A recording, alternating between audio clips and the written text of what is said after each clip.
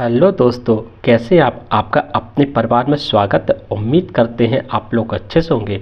दोस्तों, आज आपके लिए बहुत ही महत्वपूर्ण प्रैक्टिस सेट को लेकर आए हैं। इस प्रैक्टिस सेट में विभिन्न एग्जामों के क्वेश्चंस हैं जो कि रेलवे एग्जाम में पूछे गए हैं। जो लोग ग्रुप डी, आरपीएफ और एनटीपीसी की तैयारी कर रहे हैं उनके लिए प्रैक्टिस सेट बहुत ही महत्वपूर्ण है। तो आज की क्लास शुरू करते हैं दोस्तों। देखिए दोस्तों, रेलवे एग्जाम्स पीवाईक्यू चल रही है और आज की क्लास का पहला क्वेश्चन है, दो भाइयों की आयु का अनुपात 7:15 है। उनकी आयु का लासपा जो एलसीएम है वो 210 है। बड़े भाई की आयु कितनी है? ये क्वेश्चन आपका आरआरबी जेई 30/5/2019 शिफ्ट 3 में पूछा है दोस्तों। कैसे सॉल्व करेंगे? देखिए दोस्तों, हमें दोनों की आयु का अनुपात दिया ना और हमें एलसीएम दिया है, तो आप क्या कीजिए, देखो दोनों का यानी 7 × 15/210 कर दीजिए। कितना हो गया? 105 बराबर 210 हो गया। तो 1 बराबर कितना हो गया दोस्तों? 2 हो गया। ठीक है ना। तो हमें पूछा गया सबसे बड़ा भाई कौन है? 15 अनुपात वाला। तो 15 अनुपात वाला कितना हो गया? 15 दूनी 30 हो गया दोस्तों। और यही दोस्तों हमारा आंसर है। ऑप्शन में देखेंगे तो डी ऑप्शन में 30 है। डी ऑप्शन को टिक कर देंगे दोस्तों। इस तरह इस क्वेश्चन को सॉल्व कर लेते हैं। अब देखिए दोस्तों, क्वेश्चन नंबर 2 आपसे क्या कह रहा है? क्वेश्चन नंबर 2 आपसे कह रहा है कि यदि छमाही चक्रवृद्धि ब्याज पर 20% वार्षिक दर से 10,000 रुपये निवेश किए जाते हैं तब 18 माह बाद राशि कितनी होगी?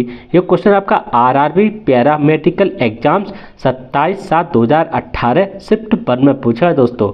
हमें पूछा है 18 माह बाद। ठीक है, 18 महीने के बाद। ठीक है, तो दोस्तों देखिए, अब देखिए यहाँ पर इन्होंने आर क्या है दोस्तों? आपकी 20% है। ठीक है ना। तो ये कितनी हो जाएगी? छमाही है तो ये हो जाएगी 20/2। ये कितनी हो जाएगी दोस्तों? 10% हो जाएगी। ठीक है ना। और 18 माह का मतलब क्या है दोस्तों? 18 माह का मतलब क्या हो गया दोस्तों? आपका 3 छमाही हो गया दोस्तों। ठीक है। अब देखिए देखिए 10/10% का लिख सकते हैं। 10/100 हो गया। 10 250 यानी कितना हो गया दोस्तों? 1/10 हो गया। अब ये क्या दोस्तों? ये है आपका, ठीक है। अब ये देखिए दोस्तों, ये आपका क्या प्रिंसिपल है, ये आपका ब्याज है। दोनों को जोड़ा जाएगा तो क्या बन जाएगा? आपका अमाउंट हो जाएगा। तो देखिए प्रिंसिपल हो गया, ये आपका अमाउंट हो गया। ठीक है ना। आपका 10 क्या प्रिंसिपल है, 11 क्या हो गया? आपका अमाउंट हो गया। अब देखिए 3 छमाही है। ठीक है ना। तो इसका क्यूब कर देंगे और इसका क्यूब कर देंगे। अब ये कितना हो गया दोस्तों? आपका ये हो गया आपका 1000। ठीक है ना। और ये कितना हो गया दोस्तों? आपका ये आपका कितना हो गया दोस्तों? ये आपका हो गया आपका 1331 हो गया। ठीक है ना दोस्तों। अब उसने पूछा क्या है? 10,000 रुपये निवेश किए। ठीक है, तो ये आपका 10,000 हो गया। ठीक है ना। नीचे कितना? 1000 आ जाएगा दोस्तों, इंटू 1331 हो गया। 1 2 3 1 2 3 ये कट गए। कितने बजे? 10 इंटू कितना हो जाए? 13,310 रुपये दोस्तों। ये हमारा जो है वो राशि इतनी होगी 13,310। और ऑप्शन में देखेंगे तो बी ऑप्शन में 13,310। बी ऑप्शन को टिक कर देंगे दोस्तों। तो इस तरह इस क्वेश्चन को सॉल्व कर लेते हैं। अब देखिए दोस्तों, क्वेश्चन नंबर 3 आपसे क्या कह रहा है? क्वेश्चन नंबर 3 आपसे कह रहा है कि एक छात्र ने एक संख्या को 21 से विभाजित करने के बजाय 12 से विभाजित किया और उसे उत्तर 35 प्राप्त हुआ। सही उत्तर ज्ञात कीजिए। ये क्वेश्चन आपका आरआरबी जेई 26/5/2019 शिफ्ट 2 में पूछा है दोस्तों। कैसे सॉल्व करते हैं इस तरह क्वेश्चन को? देखिए दोस्तों, इसने आपसे मान लो संख्या x है।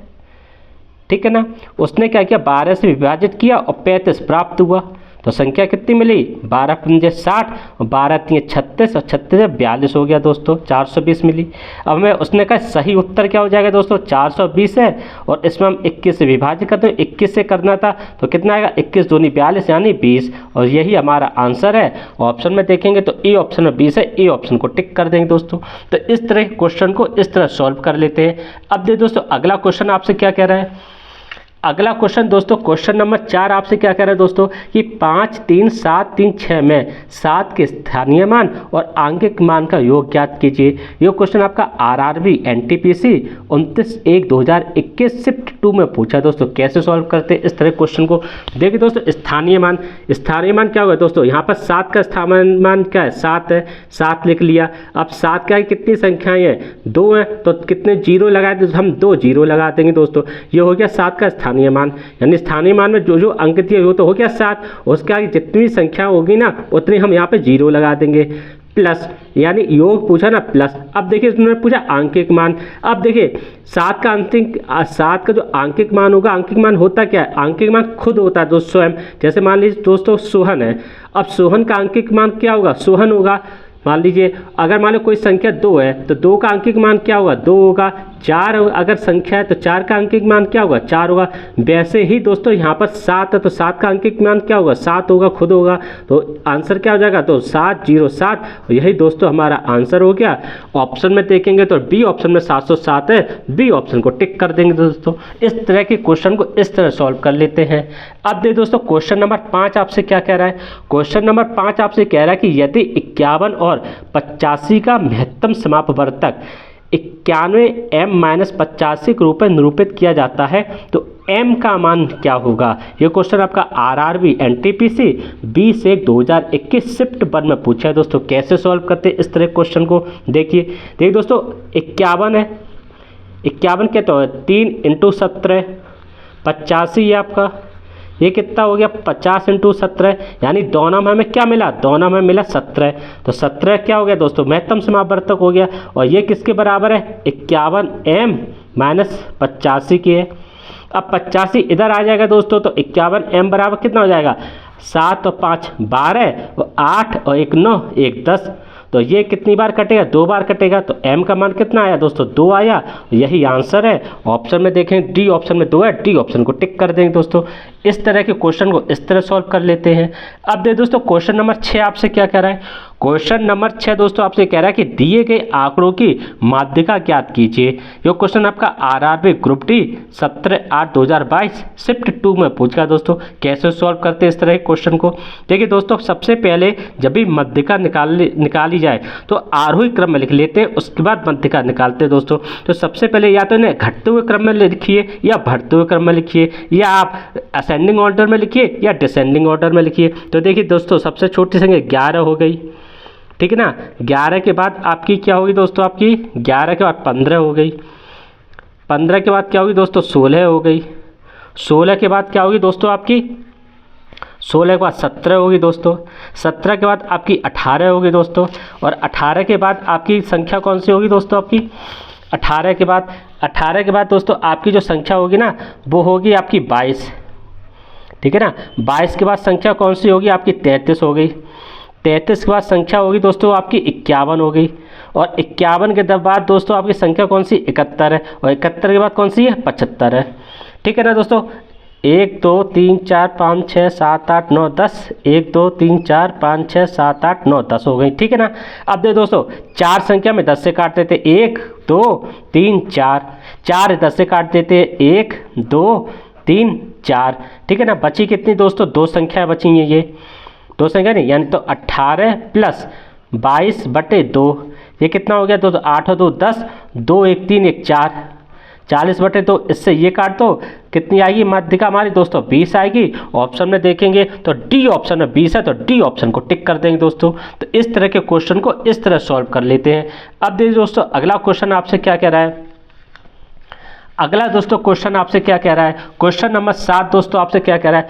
क्वेश्चन नंबर 7 आपसे ये कह रहा है दोस्तों पेट्रोल के मूल्य प्रति लीटर में 52% की वृद्धि होती है, ठीक है। इसकी खपत में कितने प्रतिशत की कमी की जानी चाहिए ताकि उस पर होने वाले व्यय में केवल 14% की वृद्धि हो। यह क्वेश्चन आपका RRB ग्रुप डी 5/9/2022 शिफ्ट 2 में पूछा है दोस्तों।